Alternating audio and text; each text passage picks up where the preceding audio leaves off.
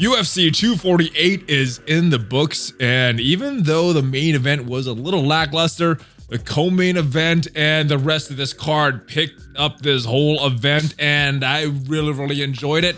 If you want to get my take on all of it, guys, you know what to do. Let's go smash it. Alley flying.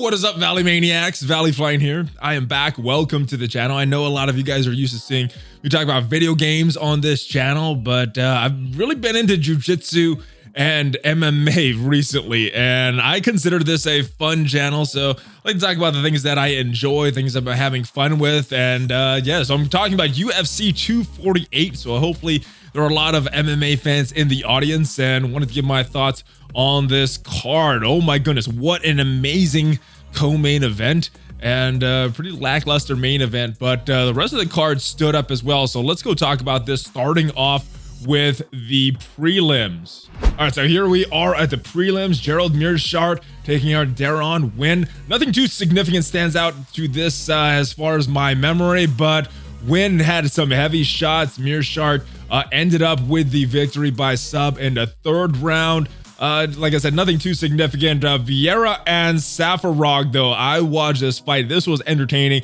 Safarog comes with a kick early on and makes a deep cut over Vieira's eye. Vieira gets the takedown and finishes him with a head and arm choke. And this was a fun fight for me because I started jiu-jitsu about a year ago, so I'm noticing some of the takedown things that I didn't notice earlier, but I saw him set this up from a while, so I like this fight, and yeah, he looked worse for the wearer, but did get the submission. Mark Madsen, Austin Hubbard. Now, Madsen was dominating this fight in round one. Round two, Hubbard's corner told him to go out, and he came out like a banshee and was just trying for the knockout. That was the only way that he could win. And he did really well. He did what his corner told him to do, but could not get the win. Congratulations to Madsen for pulling this off. And the big fight, a lot of people were anticipating this. Sean O'Malley, Jose Quinones, and yeah, Sean O'Malley coming back from a 2+ year layoff. And a lot of people were wondering how he would look, and he looked very good. Just overwhelmed Quinones and really looked outclassed there. But O'Malley looking like he is going to be a terror coming up in the bantamweight division. I'm excited to see how they're going to rank him after this fight. Was unranked because of a long layoff, but definitely I think he deserves a ranking. Not sure if he deserves to be in the ranking of the top 10 right after this fight, but looks solid. His stand-up is solid. Was a very strong prospect before, and this just helps him stock rise up a little. Let's go to the main card here. Alex Oliveira, the Cowboy, versus Max Griffin. This one ended a decision. Nothing too significant stood out in my mind with this one, but congratulations to Oliveira for the victory here. Looking good, and excited to see what will happen. Another welterweight bout, Neil Magny versus Li Jinliang, and this was a bout that I'm not sure if I was too excited about. Magny was kind of a journeyman fighter, had some great wins, also had some really disappointing losses. Jinliang was a fighter that I'm not too familiar with before.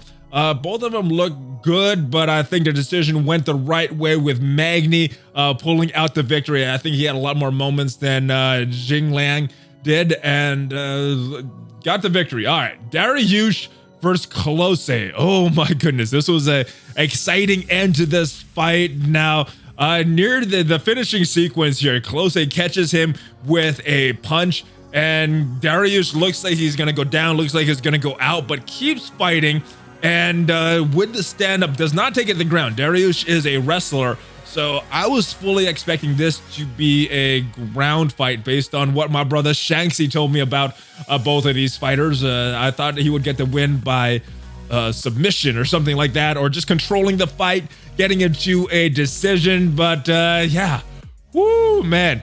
After that punch, Rock came back and looked very good and gets the knockout for Klose. So congratulations to Dariush for that fight. 1 minute into round two, and this was the one. This is the fight that I was looking most forward to. So this is the two of them at the ceremonial weigh-ins, which they do after their real weigh-ins, but this was on Friday, and I believe it was either Thursday or Wednesday. They had a media day where the two of them also met on stage. Joanna was in a dress and was just talking to Zhang. Zhang just shut up to her face. And I thought this was a sign that Joanna was in trouble, because normally when a fighter comes out uncomposed, having to talk a lot of trash to their opponent, usually they end up losing. If you look at the Rousey situation with Holly Holm, she was just in Holly Holm's face, ended up losing. And that's one example, but there's many examples that I can't think of off the top of my head that just happened. So usually the more composed fighter wins.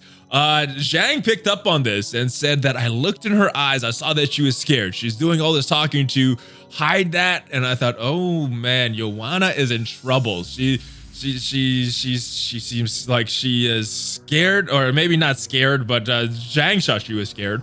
But she looked like she was uncomposed. But at this particular day, the day before the fight, both of them very serious, very focused on the fight. Joanna goes out to reach for a handshake. Zhang turns away for a minute and she decides, all right, let's shake hands. Let's make this a good fight. So mutual show of respect. It took a little while for Zhang to realize that she probably should be respecting her opponent there, because that's not a good move. I like sportsmanship in these fights. All right, so then we get to the fight itself, a fight that I was really looking forward to, and neither woman disappointed. Both of them came out swinging. Both of them came out taking a lot of punishment, and this was a fight that lived up to the hype. I wasn't sure how Joanna would react. She's coming off a few losses in her past few fights. She lost to Rose. She lost to Rose twice. She lost to Valentina, coming off a win over the karate hottie, but wasn't sure how she would do. Wasn't sure how her chin would do. Now, what the announcers were saying, that a lot of that was due to weight cutting issues, and she had figured it out, and obviously she had. Other thing that I was questioning after I saw that media day and saw her just trying to get in Weili's face, and Weili standing there super composed, I thought that it would probably be a knockout in first or second round for Weili, but man, boy, was I wrong. Boy, was I wrong about that. That had nothing to do with the fight. That fear that Weili thought she saw on media day was not existent, because she took the best punches from Weili Zhang and kept coming forward and dished out a lot of punches on her own. Her left kick was working very effective. At one point, she did switch stances to try to get that, and she was landing her kicks a lot. But Weili just kept coming forward, and in the third round, this is when things started to change a little, just for the complexion of the fight. That was when that big hematoma opened up, not really opened up, but started to develop on Joanna's head, and it was one of the nastiest hematomas I have seen. But that didn't stop Joanna. She did later say that this affected her in the fight, but it did not stop her from moving forward and continuing to attack. Both ladies did not give an inch, and both ladies were dishing out the punishment. This ended up being one of the most exciting fights I've seen live, if not the most exciting fights that I've seen live. Now, I'm not saying live like I was in the arena, but live watching this on and not at the time that they were fighting, and not on replay. A lot of times I end up falling asleep, but this one I was up and watching the fight, and I was so impressed. Gosh, I don't know how you pick a winner in this fight. All 5 of the rounds, you could go either way. The judges had a very tough night judging this fight. If you look at the judges' scorecards, some of the judges had 1 round for one fighter, had it for the other fighter. In the end, Weili gets the split decision over Joanna, and I think the only loser in this fight, guys, was this guy right here, the translator for Weili. He had a rough night with the translation. Joe had to actually stop him, tell him to relax at one point, because he was so excited. He told her how nervous he was. Was this his first UFC fight to translate? That is my question, because he seemed very nervous.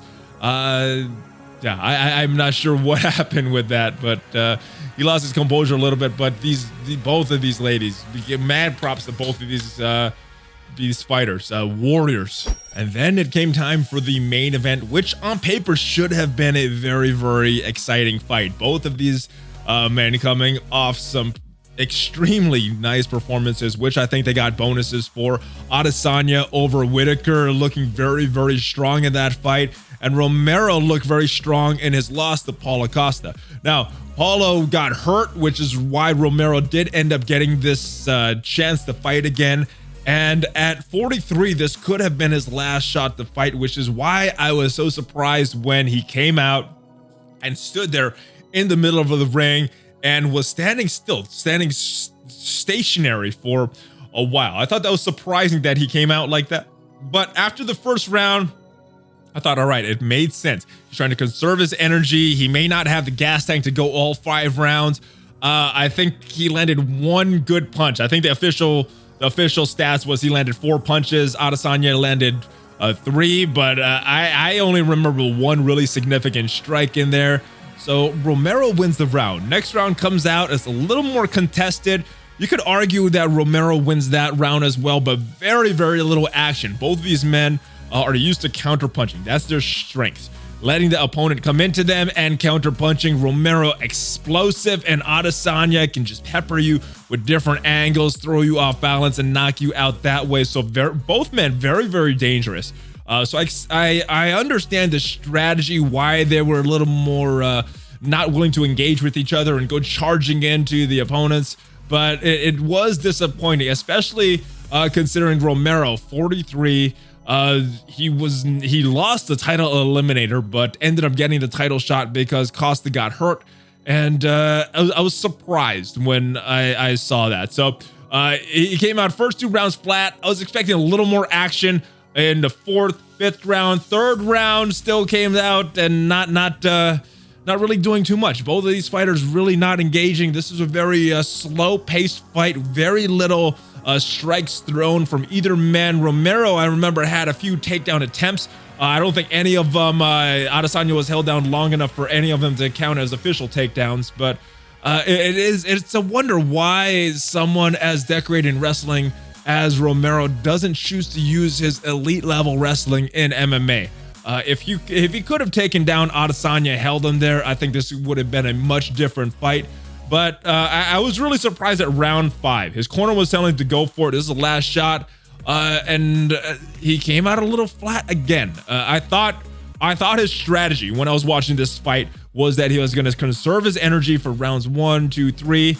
Rounds 4 and 5, he would explode. And when he didn't, I was like, what are you doing? What is this? What is the strategy here? You're 43 years old. This is potentially your last shot at a title.